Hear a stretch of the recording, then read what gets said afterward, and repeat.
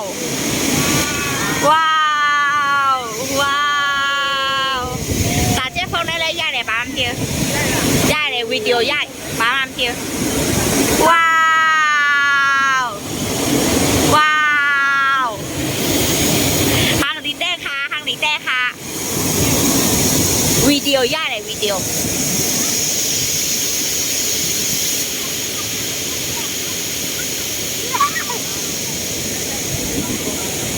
คณะสุดโต่งเปลี่ยนแรกได้ไหมเลย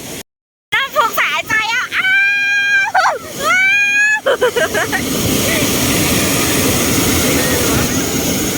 ย่าไหนบ้างใช่เปล่า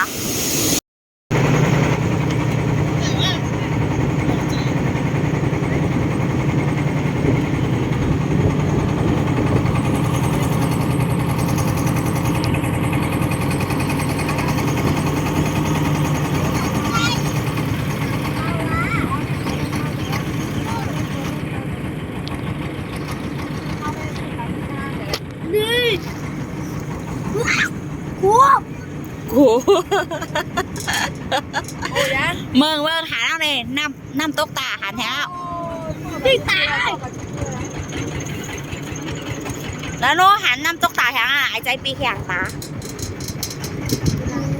หัวสินสินตีนายค่ะเมื่อวานเขามันนอนนายเจ้าใจอันนู้นตีตั้งมานั่นน่ะตั้งมาซื้อนั่นน่ะใหญ่เลยโอ้ใหญ่ๆค่ะ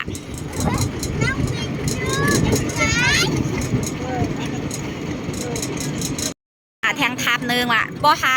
อันที่ปักไม่ปกไว้นั่นค่ะว่ะอันนั้นได้เป็นแทงจานหนึ่งค่ะอันน้ำตกตาแทงจานหนึ่งค่ะถ้าเขาได้อยู่จานตั้งเหนือนั่นขนาดน้องมาจี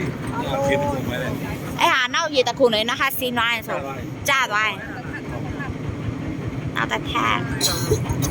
ด้วยบอกก้นหมอลุยน้ำค่ะนรกเตี๋ยปอนในจีนด้วยเลยประมาณ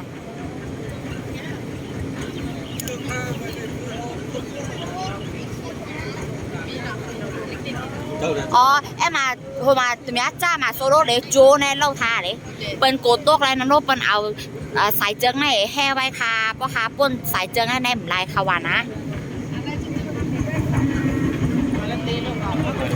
กันได้ก็เป็นคอแต่ค่ะอันนี้ก็คอแต่ค่ะ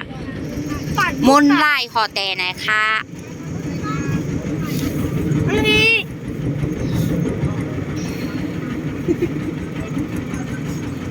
ยังไอ้จ้าไอ้ยัง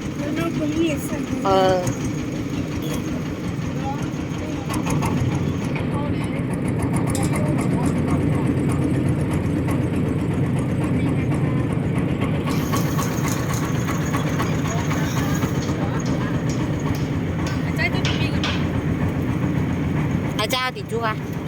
โรจุกอะเนาะโกเนาะครับโกเนาะเป็นไร้จันกันค่ะตั้งเนินมาได้มีโค้งท้ายเหรอค่ะ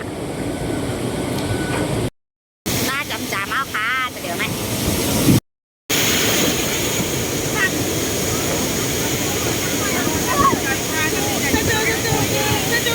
ว้า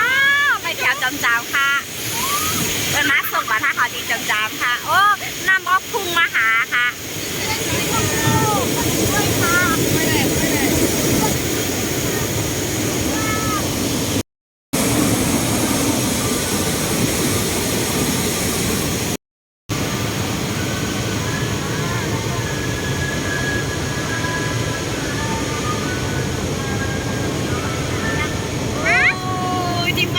จะได้สร้างเป็นวัดเจ้าวุ้นจุ่มค่ะมาทางรอดมึงแล้วว้าว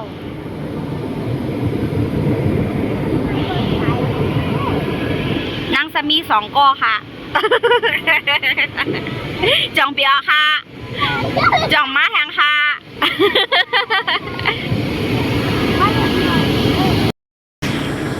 ค่ะน้ำตกเล็กๆมันมีเป็นจ้านนำหนาค่ะ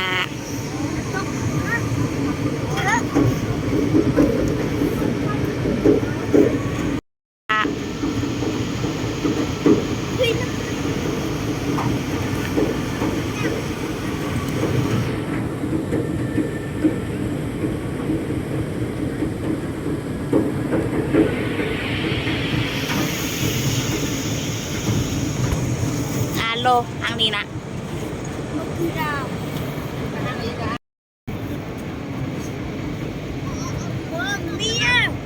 เอาเชือกอย่างไอ้น้องอ่ะทำไรไอ้น้องเหรอมือมีเงี้ยม น้ำก็สายลีนาค่ะน้ำบ่อเขียวหลงไว้ค่ะทางลีนาค่ะ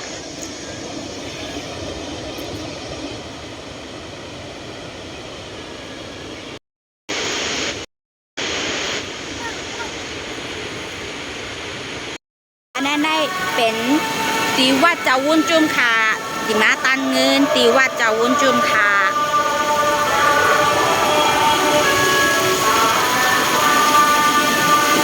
มีโขไต่แห่งค่ะ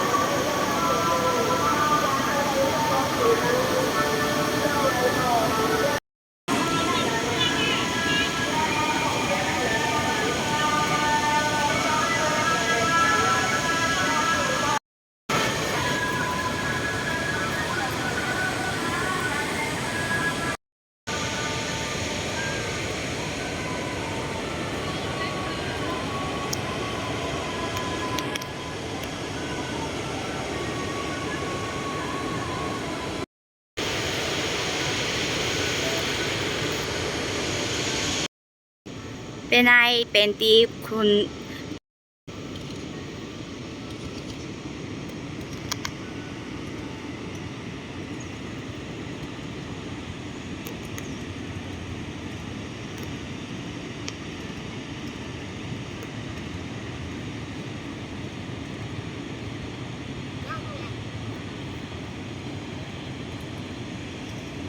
ทางนี้แก้ค่ะ